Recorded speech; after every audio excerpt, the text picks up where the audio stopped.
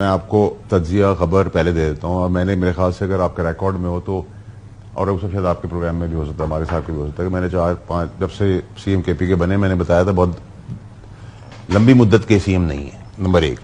अच्छा, आज जो इनकी गन गरज है और जो इनकी गालम गलोच है और जो इदारों के ऊपर वलवला है और जो कॉन्फिडेंस है वो कॉन्फिडेंस नहीं है, प्रीएम्प्ट किया है क्योंकि फैज हमीद साहब की इन्वेस्टिगेशन में केपी के सीएम जो थे वो उनके मशवरों से सूबा चला रहे थे और केपी के जो सीएम साहब हैं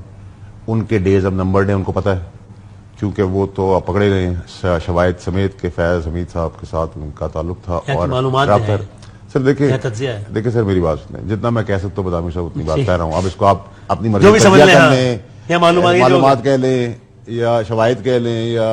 प्रेडिक्शन कह लें या दावा कह लें। और मैं क्या कुछ डॉट्स भी कनेक्ट करूं कि आज आप ये कह रहे हैं कि गंडापुर साहब के डेज आर नंबर्ड और थोड़े दिन पहले गवर्नर इसी सूबे के ये कह रहे थे कि अदम एतमाद कहीं आपको लेना ना पड़ जाए, फिर उन्होंने दोबारा कहा कि अदम एतमाद, तो ये चूंकि सीएम अगर वो नहीं रहेंगे तो जाहिर है इसी प्रोसेस के जरिए हटेंगे। उन्होंने तकरीर में एक लफ्ज जो कहा है जो मुझे बहुत